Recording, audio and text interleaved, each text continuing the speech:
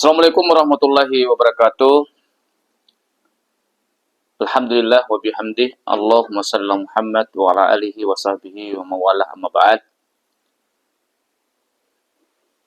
Mari kita lanjutkan.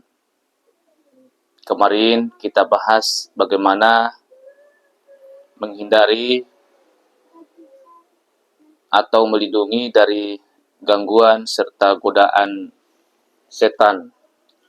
Kemarin kita sudah bahas dua poin, yaitu pertama dengan cara kita berwudu, dan yang kedua setiap aktivitas kita membaca basmalah. Nah, untuk yang ketiga,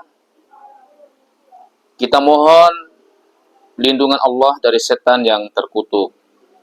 Nah, dalam hal ini, sebagaimana dalam riwayat dikatakan bahwa ada dua orang laki-laki yang saling mencelah di dekat Rasulullah SAW, sampai wajah salah satu dari keduanya memerah dan urat-urat lehernya meregang.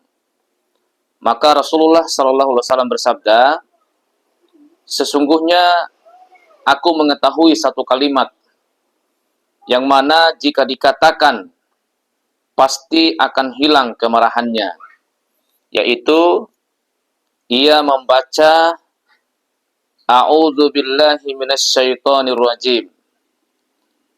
Kemudian kata-kata Rasulullah ini disampaikan kepada orang yang marah tadi. Lalu ia membacanya, maka redahlah kemarahannya. Setelah reda, ia berkata tentang dirinya ketika marah, "Sungguh aku tadi telah gila." Nah, itu yang ketiga. Jadi ini adalah marah, itu adalah bagian daripada gangguan setan. Kemudian yang keempat, tentu yang biasa kita lakukan dan sudah masyhur, membaca ayat kursi. Nah, ayat kursi adalah ayat agung. Kami anjurkan kepada kita semua sekeluarga untuk menghafalnya dan senantiasa membacanya. Ya, jadi membaca ayat kursi ini ya sejatinya sering-sering, terutama ketika akan tidur, kemudian di pagi hari sebelum beraktivitas, setiap setelah sholat atau selesai sholat, sebab sesungguhnya ia merupakan perlindungan, ya, dari perlindungan diri dari setan, sekalipun atas izin Allah. Maka yang dibacakan ayat ini di dalamnya tidak akan didekati oleh setan.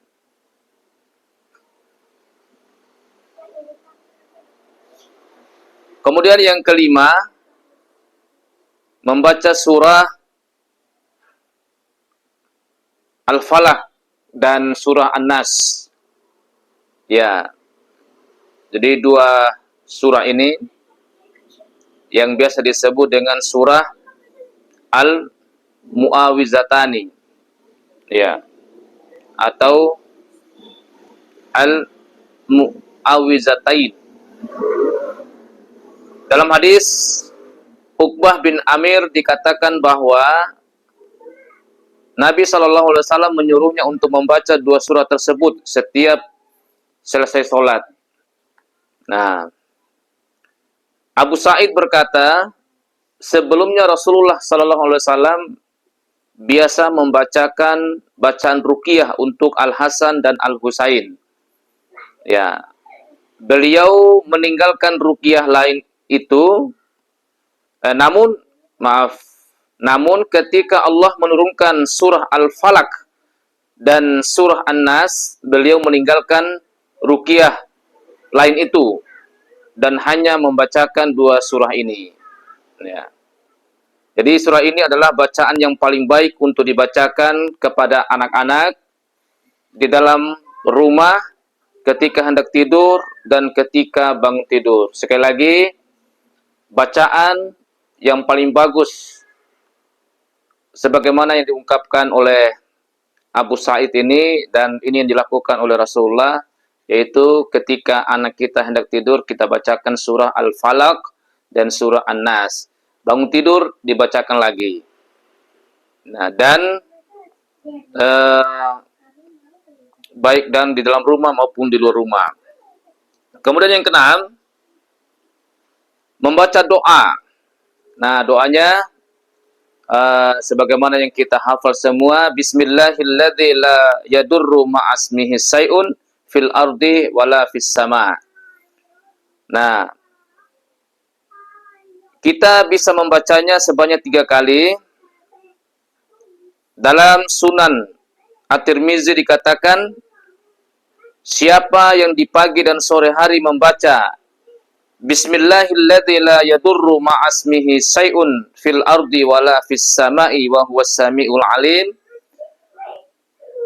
sebanyak 3 kali, maka ia tidak akan tertimpa keburukan pada hari itu.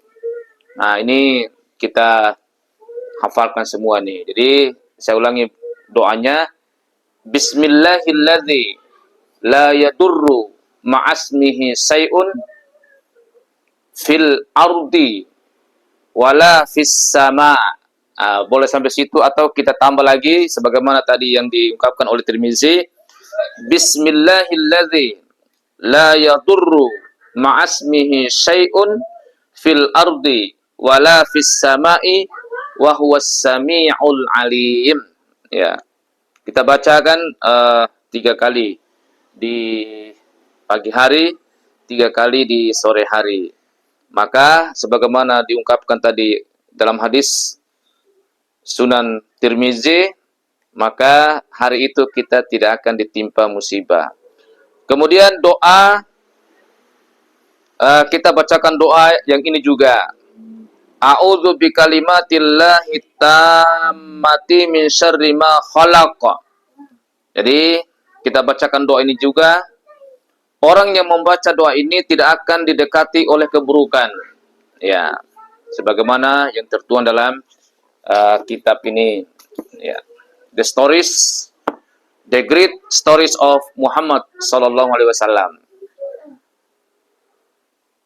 Sebagaimana yang diungkapkan oleh periwayat hadis, aku mendengar Rasulullah sallallahu alaihi wasallam bersabda, barang siapa yang membaca bacaan di atas sebanyak 3 kali pada malam hari, maka ia tidak akan tertimpa keburukan pada malam itu. Ya. Pada suatu malam, periwayat hadis ini disengat kalajengking.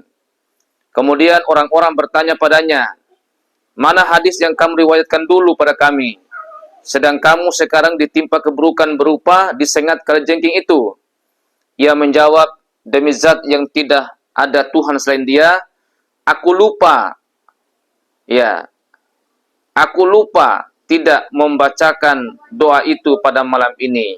Jadi karena selama ini memang dia membacanya, tetapi kebetulan malam itu dia tidak membacanya sehingga ya dikena keburukan. Artinya kita senantiasa membacanya.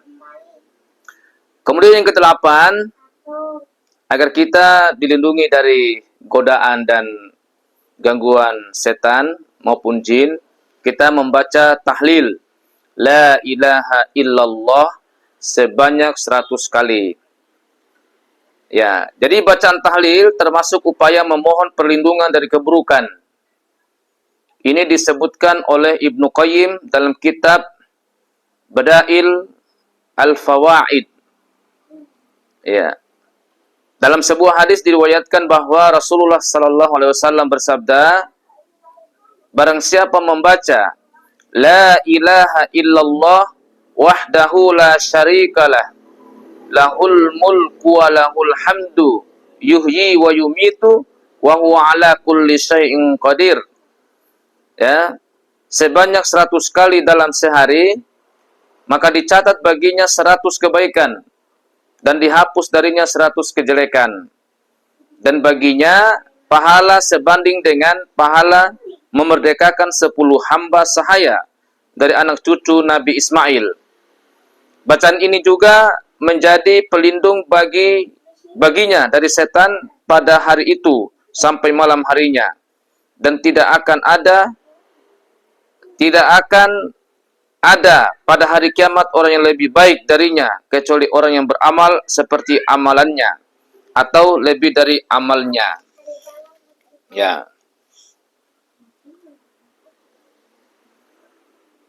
Kemudian yang kesembilan, agar kita terlindungi dari godaan dan gangguan setan, yaitu tentu selalu mengingat Allah. Bibir hendaklah senantiasa basah dengan menyebut Allah, nama Allah, bergerak membaca tasbih subhanallah, tahlil la ilaha illallah, dan tiada lain dan tidak lalai dari mengingatnya. Ya. Rasulullah SAW bersabda, Allah Subhanahu wa taala mengatakan, aku akan selalu bersama hambaku selama ia mengingatku, dan kedua bibirnya bergerak menyebut namaku.